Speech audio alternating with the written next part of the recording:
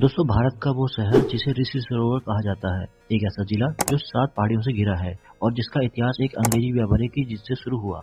आज हम बात कर रहे हैं उत्तराखंड की झील नगरी नैनीताल की। क्या है मां सती के नयनों का रहस्य और क्यों इसे कुमाऊं का प्रवेशद्वार कहा जाता है? नैनीताल को करीब से जानना चाहते हैं तो अंतिम समीक्षा के इस विशेष जिला सीरीज को आखिरी तक जरूर देखें। स्कंद पुराण के मानस खंड में इसे ऋषि सरोवर के नाम से जाना जाता है। आधुनिक खोज की बात करें तो 1841 में एक अंग्रेजी व्यापारी पीटर बैटन ने इसकी सुंदरता को दुनिया के सामने रखा। 1891 में विधिवत रूप से नैनीताल जिले का गठन हुआ। नैनीताल जिला दक्षिण में उधम सिंह नगर, पूरब में चंपावत, उत्तर में अल्मोड़ा, पश्चिम में पौड़ी गढ़वाल से घिरा हुआ है। इस जिले की सबसे ऊंची चोटी नैना पीक है। यहाँ से कोसी, गौला, दाबका, बागरा जैसी महत्वपूर्ण नदियां बहती हैं। नैनीताल को 7 झीलों के नाम से भी जाना जाता है। भीमताल, यह कुमाऊं की सबसे बड़ी झील है। नौकुचिया ताल, यह क्षेत्र की सबसे गहरी झील मानी जाती है। सात ताल, यह कई झीलों का समूह है जिसमें नल, दमयंती और गरुड़ ताल प्रमुख हैं। पर्यटन के लिहाज से नैनीताल बेमिसाल है। हल्द्वानी की बात की जाए तो इसे कुमाऊं का सबसे बड़ा नगर और व्यापारिक केंद्र कहा जाता है।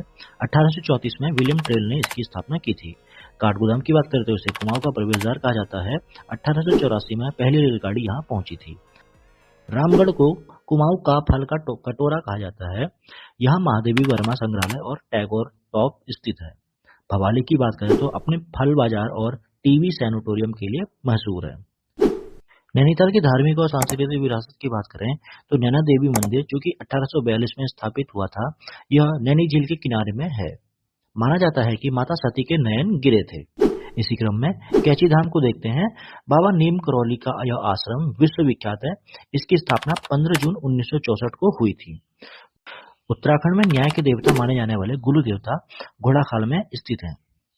महत्वपूर्ण संस्थान और वन्यजीव पर प्रकाश डालते हुए देखते हैं कॉर्बेट नेशनल पार्क, जो कि 1936 में स्थापित हुआ था। यह भारत का ही नहीं बल्कि एशिया का प्रथम राष्ट्रीय उद्यान है। इसका प्रवेशद्वार ढिकाला रामनगर में स्थित है।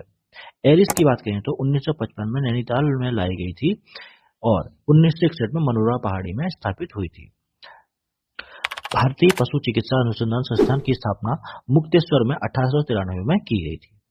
तो ये था नैनीताल जिले का संपूर्ण विश्लेषण। अपनी प्राकृतिक सुंदरता, गौरवशाली इतिहास और महत्वपूर्ण संस्थानों के कारण नैनीताल हमेशा से खास रहा है। उम्मीद है अंतिम समीक्षा की यह छोटी सी जिला सीरीज वाली समीक्षा आपको पसंद आई।